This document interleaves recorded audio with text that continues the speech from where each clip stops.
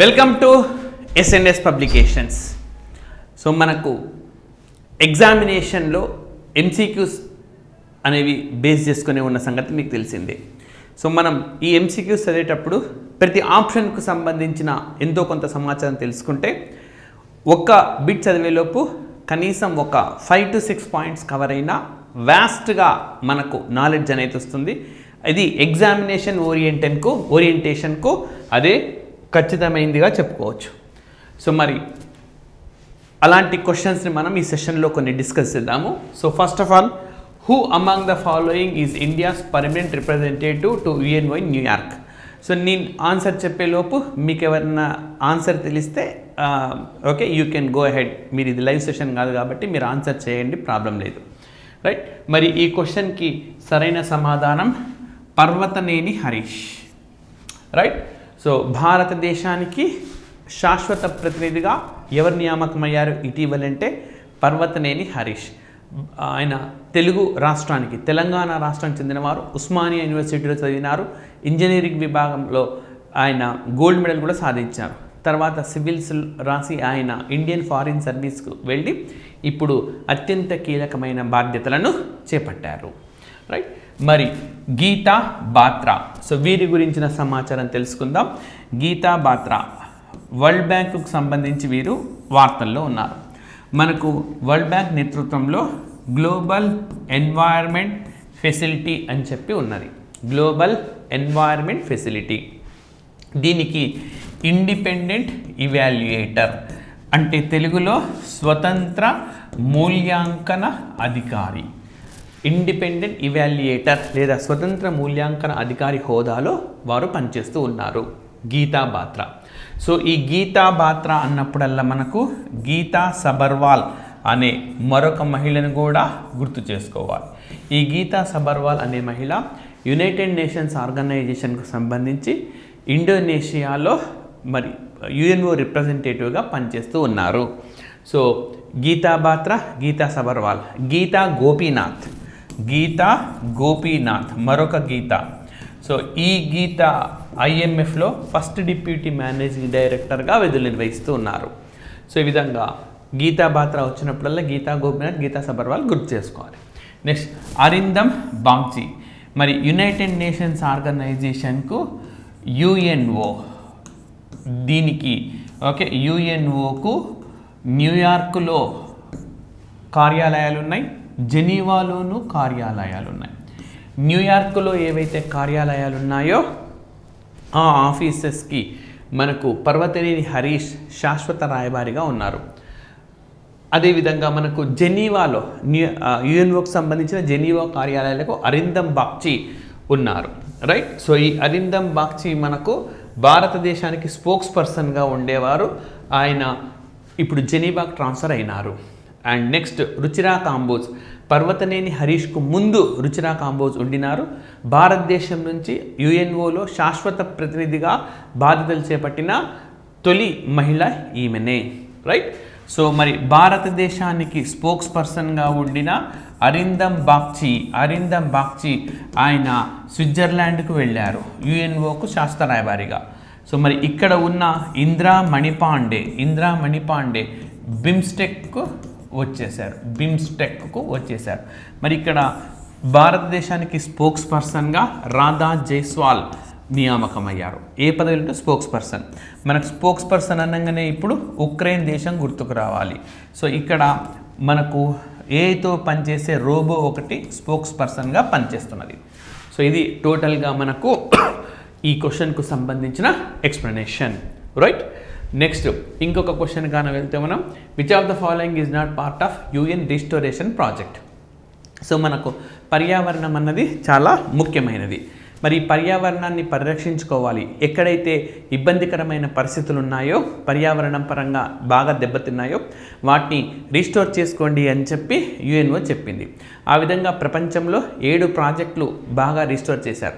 ఆ జాబితాను ఈ ఏడాది అంటే 2024 ఫిబ్రవరిలో ఐక్యరాజ్యసమితి రిలీజ్ చేసింది. అందులో లేనిది అని అంటున్నాడు. నేపాల్స్ టెరాయ్ రీజన్ అన్నాడు.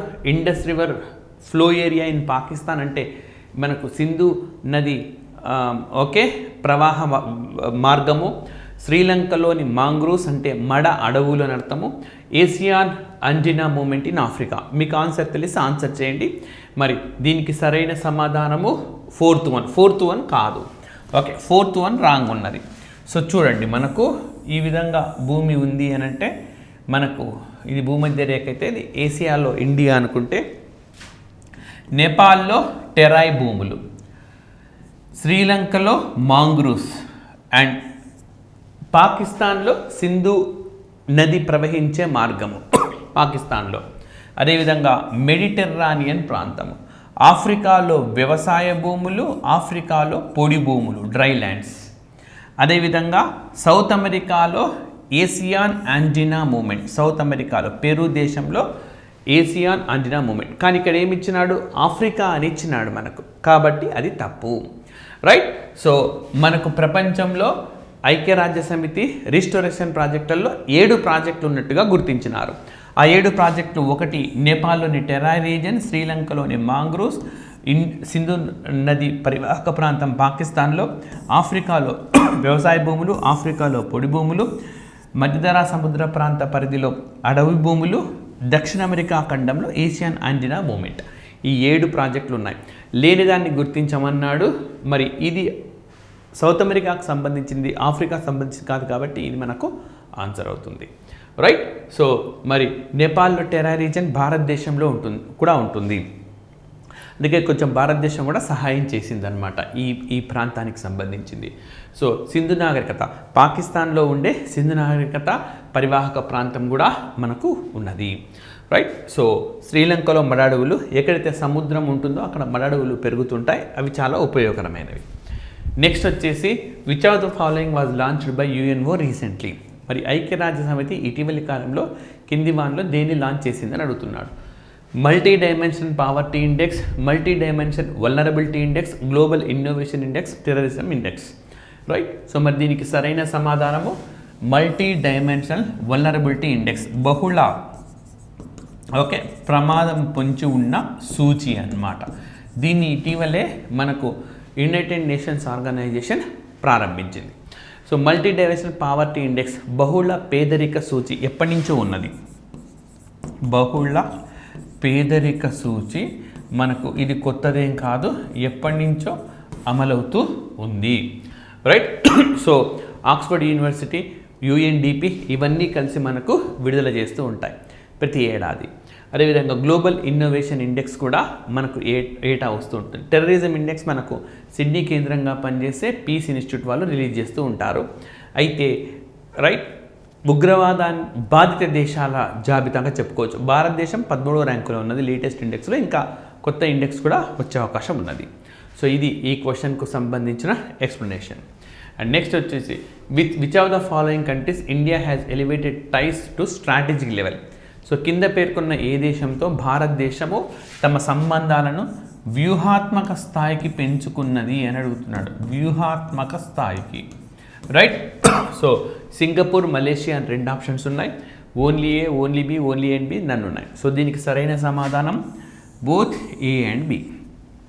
రైట్. మరి మలేషియాతో భారతదేశం తమ సంబంధాలను వ్యూహాత్మక స్థాయికి పెంచుకున్నాయి. మలేషియా ప్రధానమంత్రి భారత్కు వచ్చినారు. ఈ చర్చల సందర్భంగా 2 దేశాలు కూడా ఈ మేరకు నిర్ణయించినాయి. నిజానికి పలు అంతర్జాతీయ వేదికలపైన మలేషియా భారత్కు వ్యతిరేకంగా గళం విప్పింది. ఆర్టికల్ 3 మన జమ్మూ అండ్ కాశ్మీర్కి సంబంధించిన ఆర్టికల్ 370 ఉపసంహరణ విషయంలో కానీ, మైనారిటీలకు సంబంధించిన కొన్ని ఇష్యూస్లో కానీ భారత్ను వ్యతిరేకించింది. అయితే రైట్, ఇటీవలి కాలంలో వేగంగా మారుతున్న ఏషియా పసిఫిక్ పరిణామాల దృష్ట్యా భారత్ తోటి సఖ్యతగా మెలగాలి అన్న ఉద్దేశంతో సంబంధాలను వ్యూహాత్మక స్థాయికి పెంచుకునేందుకు అంగీకరించింది. మరి భారత్కి సింగపూర్కి ఎప్పటి నుంచో మంచి సంబంధాలు ఉన్నాయి. ఇటీవలే భారత ప్రధానమంత్రి నరేంద్ర మోడీ బ్రూనై అనే దేశము, సింగపూర్ అనే 2 దేశాలను ఆయన సందర్శించినారు. బ్రూనై అనే దేశానికి వెళ్ళిన భారతదేశపు మొదటి ప్రధానమంత్రిగా కూడా ఆయన రికార్డ్ క్రియేట్ చేశారు. బ్రూనై నుంచి వస్తూ ఆయన సింగపూర్కి వెళ్ళారు. 2 కూడా ఏషియన్ దేశాలు. ఏషియన్ అంటే association of south east Asian nations, ఆగ్నేయ ఆసియా దేశాల కూటమికి సంబంధించిన దేశాలు ఈ 2 కూడా. ఈ 2 దేశాలను ఆయన సందర్శించినారు. సో బ్రూనైలో ఏషియన్తో మరింత వాణిజ్య సంబంధాలు పెంపొందించుకోవడం కోసం పర్యటించినారు. 2 దేశాల మధ్య 40 సంవత్సరాల దౌత్య సంబంధాలు పూర్తయినాయి. ఆ తర్వాత సింగపూర్కి వెళ్ళారు. డిజిటల్ ఇష్యూస్లో కానీ ఎడ్యుకేషన్లో కానీ ఇన్నోవేషన్లో కానీ సెమీ కండక్టర్ల విషయంలో కూడా 2 దేశాల మధ్య ఒప్పందం అనేది కుదిరింది. ఇదే సందర్భంగా 2 దేశాల మధ్య వ్యూహాత్మక సంబంధాలను వ్యూహాత్మక స్థాయికి పెంచుకోవాలని చెప్పి నిర్ణయించినాయి. సో భారత్ సింగపూర్లు గ్లోబల్ ఫ్యూయల్ అలయన్స్లో మెంబర్షిప్ కలిగి ఉన్నారు. అదేవిధంగా ఇంటర్నేషనల్ సోలార్ అలయన్స్లో కూడా 2 దేశాలకు సభ్యత్వం అనేది ఉన్నది. అదేవిధంగా మనకి ఇండియన్ ఓషన్ రిమ్ అసోసియేషన్లో కూడా 2 దేశాలకు సభ్యత్వం అనేది ఉంది. సో సింగపూర్ ఎప్పటి నుంచో భారత్కు ఒక పెద్ద మద్దతుదారుగా ఉన్నది. Next, Fatemeh Mohajerani is the spokesperson of which country? So Fatemeh Mohajerani వీరు ఏ దేశానికి సంబంధించిన స్పోక్స్ పర్సన్ అని అంటున్నారు. మరి దీనికి సరైన సమాధానం ఇరాన్ దేశానికి చెందిన మహిళ ఈమె. ఉక్రెయిన్కి ఆల్రెడీ చూసినాం మనము స్పోక్స్ పర్సన్గా ఎవరున్నారు అని అంటే ఒక రోబో, కృత్రిమ మేధాతో పనిచేసే రోబో ఉన్నది. మరి ఇరాన్ దేశంలో మనకు లాస్ట్ ఇయర్ పెద్ద ఎత్తున హిజాబ్ ఇష్యూ అనేది ఒక ఇబ్బందిని కలిగించింది. సో ఆ దేశంలో హిజాబ్ తప్పనిసరి చేశారు. అయితే మాకు స్వేచ్ఛ కావాలి, స్వాతంత్రం కావాలి అన్న ఉద్దేశంతో ఇరాన్ మహిళలు వారు ఒక్కసారిగా తిరగబడ్డారనమాట. అండ్ అందుకనే మనకు లాస్ట్ ఇయర్ యునెస్కో వాళ్ళ మనకు ఈ పత్రికా స్వేచ్ఛ ప్రెస్ ఫ్రీడమ్ అవార్డు కూడా ఇరాన్ మహిళలకు ఇచ్చారు. రైట్, ఈ సంవత్సరం మాత్రం పాలస్తీనా జర్నలిస్టులకు ఇచ్చారు. ప్రతి సంవత్సరం మే 3వ తేదీ నాడు ఇచ్చే వాళ్ళది. బట్ లాస్ట్ ఇయర్ మాత్రము ఈ ఇరాన్ మహిళలకు ఇచ్చారు. అయితే ఇరాన్ మహిళలు పెద్ద ఎత్తున గళం ఇప్పడంతో పాటు వారి పోరాటానికి మెచ్చి నోబెల్ బహుమతి కూడా వన్ ఆఫ్ ద ఇరాన్ ఉమెన్కు నోబెల్ శాంతి బహుమతి కూడా నర్గీస్ మహమ్మద్ అనుకుంటా ఆమెకు దక్కింది. అంతేకాదు మహిళలు పెద్ద ఎత్తున పోరాడుతున్న సందర్భంలో ఆ ఉద్యమాన్ని అణచివేయాలని చూసినందుకు గాను ఇరాన్ దేశాన్ని UN ఉమెన్ నుంచి తొలగించినారు. UN మహిళ నుంచి తొలగించారు. సో ఈ విధంగా మనకు ఈ దేశం వార్తల్లో ఉన్నది. భారత్కి ఇరాన్కి మధ్య సత్సంబంధాలు అనేవి ఉన్నాయి. సో 2 దేశాలు బ్రిక్స్లో సభ్యత్వాన్ని కలిగి ఉన్నాయి. ఇరాన్కి బ్రిక్స్లో రీసెంట్గా జరిగింది. Iran, Saudi Arabia and UAE 3 చేరినాయి. అదేవిధంగా షాంఘాయ్ కోఆపరేషన్ ఆర్గనైజేషన్, ఈ ఆర్గనైజేషన్ కూడా మనకు ఇరాన్ ఉన్నది. ఈ విధంగా రెండింటి మధ్య ఒక కామన్ ఆర్గనైజేషన్స్గా చెప్పుకోవచ్చు. రైట్, సో ఇరాన్కి భారత్కి మధ్య చాబర్ పోర్ట్ ఇది ఒకటి ఉన్నది. ఈ చాబర్ పోర్టుకు సంబంధించి భారతే పెట్టుబడి పెడుతున్నది. International north south transport corridor భారతదేశాన్ని రష్యాతో కలిపే అతిపెద్ద ప్రాజెక్ట్ అన్నమాట. ఈ ప్రాజెక్టు కూడా మనకు చాబర్ పోర్టు గుండా వెళ్తుంది. చాబర్ పోర్టుకు వచ్చే తగాదాలను మరి 2 దేశాలు ద్వైపాక్షికంగా పరిష్కరించుకోవాలని ఇటీవల నిర్ణయం కూడా తీసుకున్నారు. సో ఇది ఈ క్వశ్చన్కు explanation. Next, who among the following has resigned to PM post due to last vote of confidence? So విశ్వాస పరీక్ష, ఓట్ ఆఫ్ కాన్ఫిడెన్స్ అంటే ఏంటి? విశ్వాస పరీక్ష. సో విశ్వాస పరీక్షలో అధికారాన్ని కోల్పోయిన వారు కింద ప్రధాని ఎవరు అని అడుగుతున్నాడు. సో రైట్, మరి ఇందులో సరైన ఆన్సర్ లేదు. రైట్, సో KP శర్మ ఓలీ, శ్రద్ధా తవిసిన్, మనకు షిన్వతారా అండ్ ఫుమియో కిషిదా. అసలు ఉండాల్సిన ఆన్సరే లేదు దీంట్లో, ప్రచండ. రైట్, సో ఉండాల్సిన ఆన్సర్ ఏంటంటే మనకు ప్రచండ అని ఆన్సర్ ఉండాలి. బట్ ఎనీవే కమిషన్లో కూడా మనకు అప్పుడప్పుడు తప్పులు వస్తుంటాయి కదా, అట్లాంటిదే ఇది కూడా. రైట్, సో ఈ పబ్లిక్ సర్వీస్ కమిషన్లో రాంగ్ రావడం మూలంగా క్వశ్చన్స్ కోర్టుకి వెళ్ళిన సందర్భాలు కూడా మనం చూస్తాం. ఇప్పుడు మీరేం కోర్టుకి ఏం వెళ్ళకండి, వినండి, కరెక్ట్ ఆన్సర్ ఇక్కడే ఇస్తాం కదా. కోర్టుకి వెళ్ళినా కోర్టు ఏం చెప్పదు ఈ విషయంలో. సో ప్రచండ, ప్రహ్లాద్ ప్రచండ అని చెప్పుంటారు కదా, ఆయన విశ్వాస పరీక్షలో కోల్పోయినారు. ఇప్పుడు ఆయన స్థానంలో ఎవరు నేపాల్ ప్రధానమంత్రిగా బాధ్యతలు స్వీకరించారంటే KP శర్మ ఓలీ బాధ్యతలు స్వీకరించినారు. రైట్, మరి శ్రద్ధా తవిసిన్ ఈయన థాయిలాండ్ ప్రధానమంత్రి. He is the Thailand prime minister. ఆయన విశ్వాస పరీక్ష కాదు, ఆ దేశపు రాజ్యాంగపు కోర్టు ఆయనను తొలగించింది. సో ఎప్పుడో 2008లో ఒక చిన్న తప్పు చేసిన ఒక వ్యక్తిని క్యాబినెట్లో చోటు కల్పించడం ద్వారా ఆయన నైతికత కోల్పోయారు, పదవిలో కొనసాగే నైతికత కోల్పోయారని చెప్పి ఆయనను తొలగించినారు. అదేవిధంగా ఓకే షినవత్రా. సో ఈ షినవత్రా ఇప్పుడు థాయిలాండ్ దేశానికి ప్రధానమంత్రి అయినారు. ఆ దేశంలో ప్రధాన పదవి చేపట్టిన అతి చిన్న వయస్కురాలు. రైట్. మరి ఫుమియో కిషిదా ఈయన జపాన్ ప్రధానమంత్రి. ఈయన త్వరలో నేను రాజీనామా చేయబోతున్నాను అని చెప్పి ప్రకటించినారనమాట. సో ఫుమియో కిషిదా, ఇది ఈ క్వశ్చన్కి ఆన్సర్. సో ఓకే ప్రచండ అని చెప్పి గుర్తుపెట్టుకోండి. ఆయన విశ్వాస పరీక్షలో ఓటమి పాలయ్యారు. Next, which of the following countries recently honoured president of India. So మరి ప్రెసిడెంట్ ఆఫ్ ఇండియా ఎవరు మనకు అని అంటే ద్రౌపది ముర్ము గారు. ఓకే ద్రౌపది ముర్ము గారు. వారికి అత్యున్నతమైన పౌర పురస్కారం ఇచ్చిన దేశాలు ఏమంటున్నాడు? Fiji, Timor Leste, Russia Fiji, France Russia, Timor Leste Russia. So సరైన సమాధానం చేయండి. మరి దీనికి సరైన సమాధానము ఫిజీ అండ్ టైమూర్ లెస్తే, ఈ రెండు దేశాలు. సో ఈ టైమూర్ లెస్తే అనే దేశము భారతంలో ఉంది. ఇటీవలే WTOలో చేరింది, వరల్డ్ ట్రేడ్ ఆర్గనైజేషన్లో చేరింది, ప్రపంచ వాణిజ్య సంస్థ. అంతేకాదు ఈ ప్రపంచ వాణిజ్య సంస్థలో టైమూర్ లెస్తేతో పాటు కోమరోస్ అనే దేశం కూడా చేరింది, కోమరోస్. సో ఈ WTO మనకు జెనీవా కేంద్రంగా పనిచేసే ఆర్గనైజేషన్. మరి ఈ ఆర్గనైజేషన్కి ఇటీవలే ఒక వ్యక్తి, ఇటీవలంటే దాదాపు ఏప్రిల్లో 2024లో అర్థం. సో WTOకు భారతదేశం తరఫున శాశ్వత ప్రతినిధిగా ఒక వ్యక్తి వచ్చినారు. ఆ వ్యక్తి ఎవరో మీరు ఓకే ఆన్సర్ చేయండి. నెక్స్ట్, ఇదే టైమూర్ లెస్తే ఏషియన్లో చేరాలి అని చెప్పి నిర్ణయించింది. ఆ ప్రక్రియ కొనసాగుతూ ఉంది. సో WTOలో కోమరోస్ టైమూర్ లెస్తే చేరడంతో ఆ దేశంలో ఆ కూటమిలో సభ్య దేశాల సంఖ్య 166కు పెరిగింది.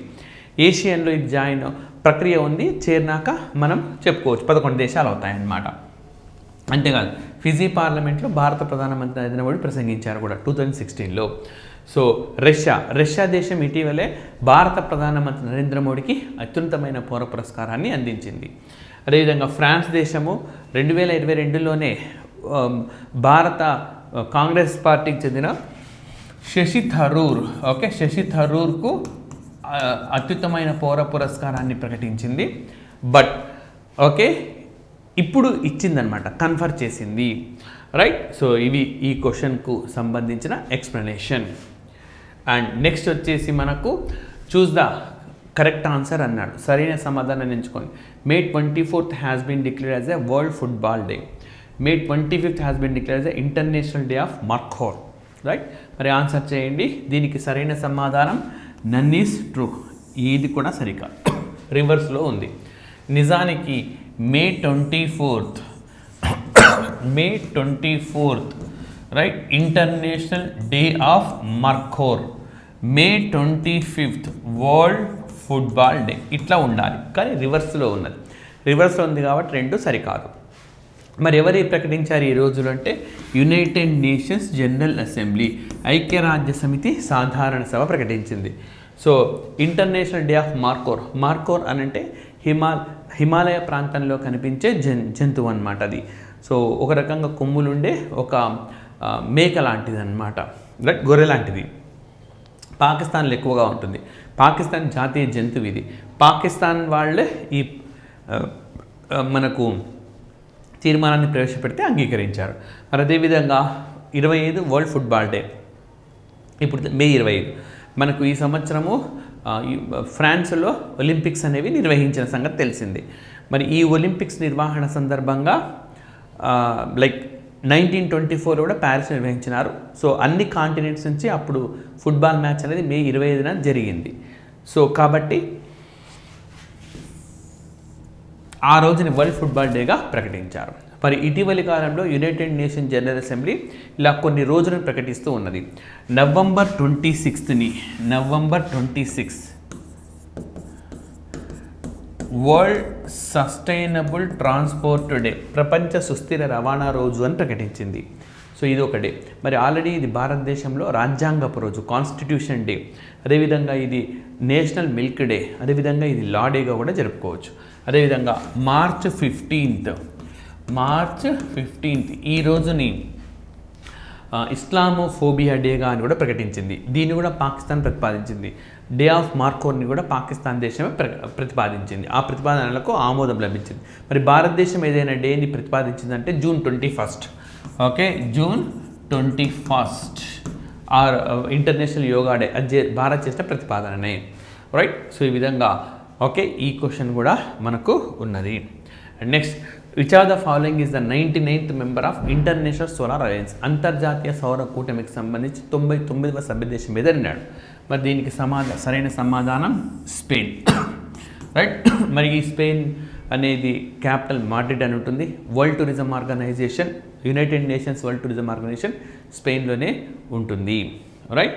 సో మాల్టా అనేది 119వ దేశం. సో యాక్చువల్గా ఇక్కడ మనం 2 అంశాలు గుర్తుపెట్టుకోవాలి.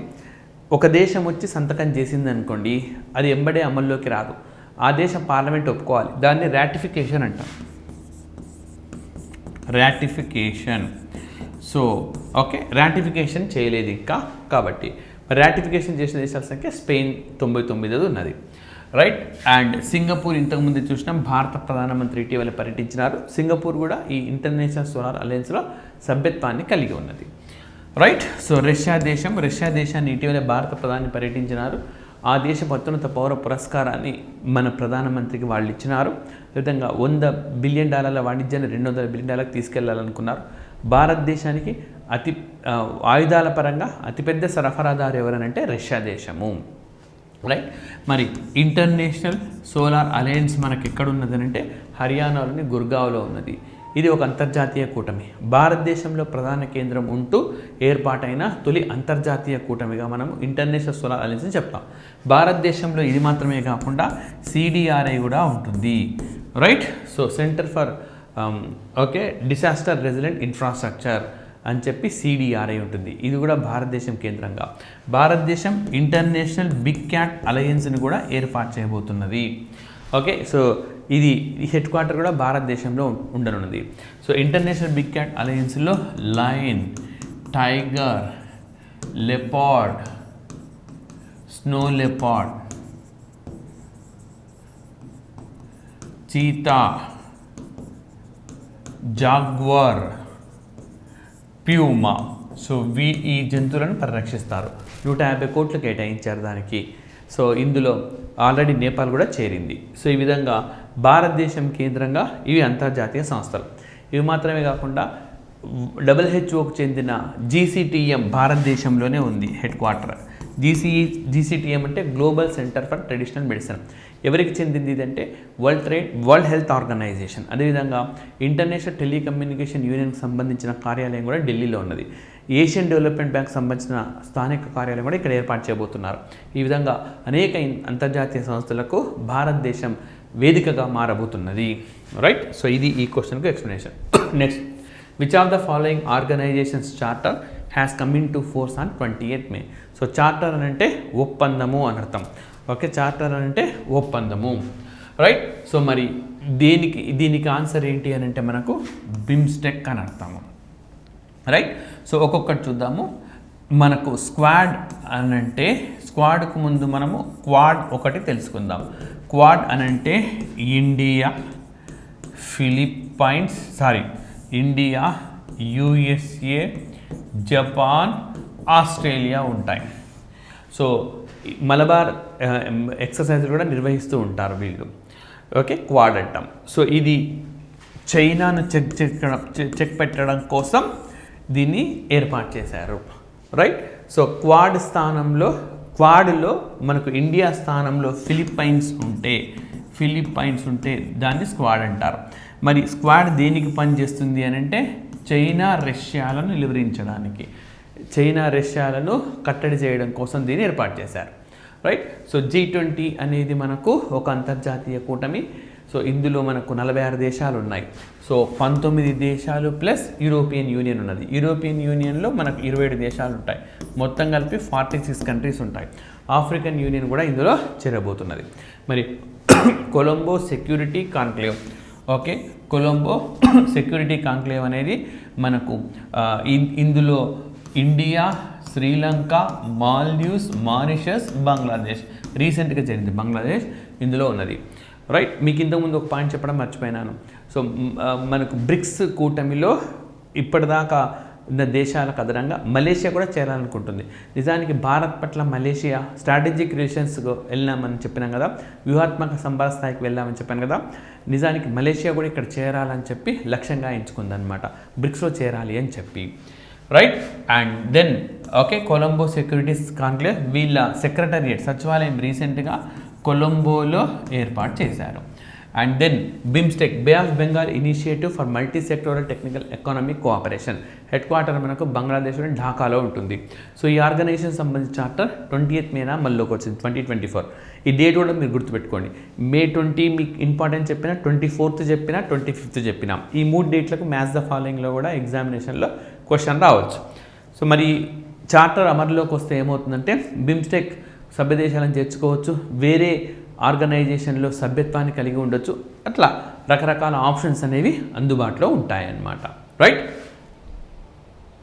Next, Shahpur Kandi barrage was constructed on. So Shahpur Kandi అనే బ్యారేజ్ ఏ నదిపై నిర్మించిన క్వశ్చన్. సో మరి దీనికి సరైన సమాధానం రావి నది.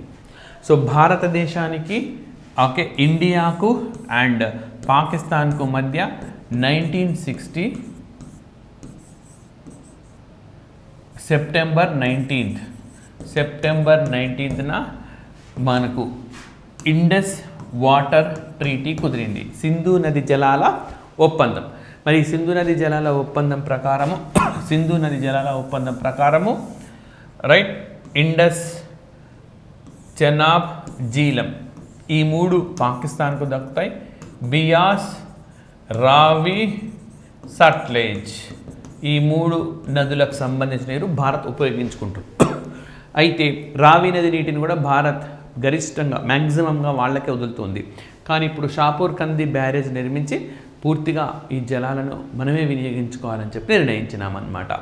రైట్. సో ఈ మెయిన్ నది వచ్చేసి మనకు ఇండస్ రివర్. ఈరోజు మనకు రెండోసారి ఇది చర్చల్లోకి వచ్చింది ఇండస్ రివర్. మీకు గుర్తుండి ఉంటే ఈ ఇండస్ రివర్ అన్నది సింధు నది పాకిస్తాన్లో సింధు నది పరివాహక ప్రాంతం రిజిస్టర్డ్ ప్రాజెక్ట్ అని చెప్పినాం కదా, అదే ఇది. చెనాబ్ ఓకే, జీలం. అదేవిధంగా బియాస్ భారతదేశంలోనే పుట్టి భారతదేశంలోనే కోర్సును పూర్తి చేసుకునే నది ఏదంటే బియాస్ నది అనమాట.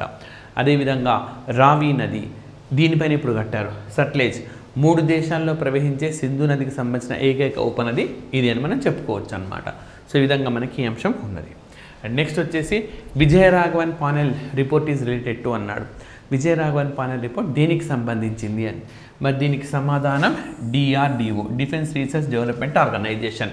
సో ఈ వ్యవస్థను ఏ విధంగా పటిష్టం చేయాలి అని చెప్పి ఈ కమిటీని కేంద్ర ప్రభుత్వం ఏర్పాటు చేసింది. మరి వీళ్ళు ఏం చెప్పారు, ఈ DRDO అనేది రీసెర్చ్కు ప్రాధాన్యం ఇవ్వాలి. రీసెర్చ్ అంటే పరిశోధనకు ప్రాధాన్యం ఇవ్వాలి, పరిశోధన. అంతేగాని ఇది ఎక్కువగా ప్రస్తుతము ప్రొడక్షన్ పైన దృష్టి సారిస్తుంది, ఉత్పత్తి పైన కాదు. లైక్ పరిశోధనకు ప్రాధాన్యం ఇవ్వాలి. 2, ఒక డిఫెన్స్ కౌన్సిల్ అనేది ఒకటి ఉండాలి, డిఫెన్స్ టెక్నికల్ కౌన్సిల్. దీనికి ప్రధానమంత్రి నేతృత్వం వహించాలి. ఇందులో రక్షణ శాఖ మంత్రి, DRDO chief, national security adviser వీళ్ళందరూ కూడా సభ్యత్వాన్ని కలిగి ఉండాలి అని చెప్పి విజయరాఘవన్ పానెల్ రిపోర్ట్ చెప్పింది. IITలకు సంబంధించి ఇటీవలే రాధాకృష్ణన్ కమిటీని నియమించినారు. సో పరీక్షల్లో ఏకరూపకత ఉండేలా, సిలబస్ను ఎప్పటికప్పుడు అప్గ్రేడ్ చేసేలా ఆ కమిటీ ఈ నివేదికను అనేది సమర్పించింది. రైట్. సో మరి వెస్టర్న్ ఘాట్స్కి సంబంధించి ఇటీవలి కాలంలో మనకి ఎలాంటి కమిటీలు లేవు.